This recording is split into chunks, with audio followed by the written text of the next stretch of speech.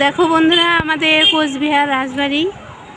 তো এই দেখো, এখানে মেয়ের বাড়িতে আসছি, ভাবলাম একটু তোমাদের সঙ্গে শেয়ার করে।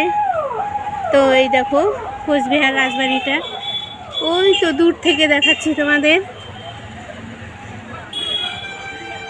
আজকে ভেতরে যাব না, তাই ভাবলাম তোমাদের সঙ্গে একটু শেয়ার করি।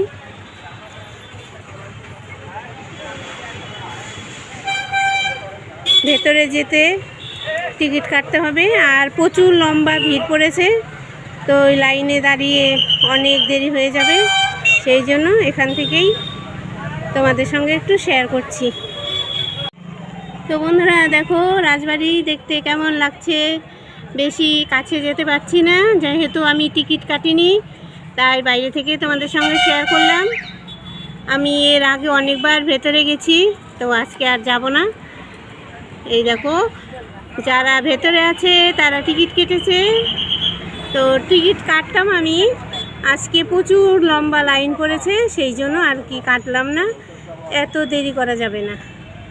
তো এই দেখো, দূর থেকে তোমাদের সঙ্গে একটু শেয়ার করলাম।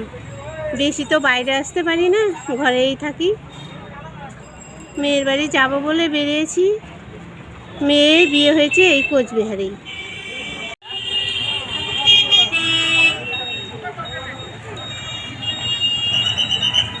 ব্যস্ত শহর আমাদের কোচবিহার। এখানে সবাই ঘুরতে এসেছে, আসাম থেকে প্রচুর লোক এখানে রাজবাড়ি ঘুরতে আসে।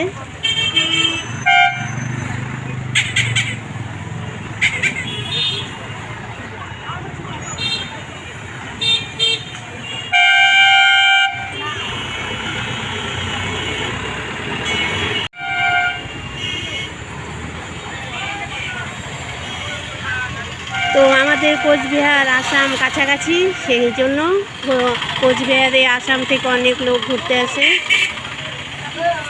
রাজবাড়ি দেখতে আসে। আমাদের কোচবিহারে ঐতিহ্য রাজবাড়ি, আসলে খুব ভালো লাগে মনটা।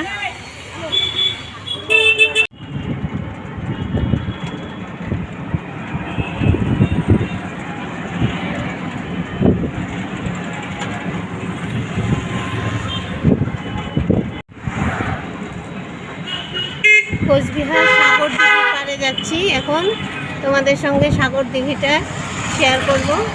তো চলো, এখন আমি যাচ্ছি কোচবিহার সাগর দিঘির পাড়ে, সেখানে তোমাদের সঙ্গে গিয়ে সাগর দিঘিটা শেয়ার করব। তো চলো।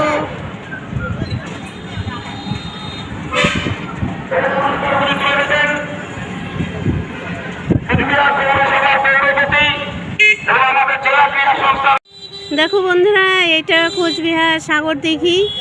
তো এটা হচ্ছে তোমার অনেকটা এরিয়া নিয়ে, চারপাশ দিয়ে সকালবেলা সবাই ঘুরতে বের হয়, হাঁটতে বের হয় সকাল বিকাল। তো এই দেখো, এটা সাগর দিঘি, অনেক জল আছে এখানে।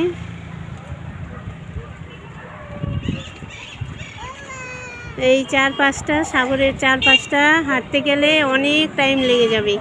বিশাল বড় এরিয়া নিয়ে এখানে সবাই অবসরে সময় কাটাতে আসে, বেশ ভালো লাগে। সব সময় ঘরে বসে থাকতে ভালো লাগে না, তাই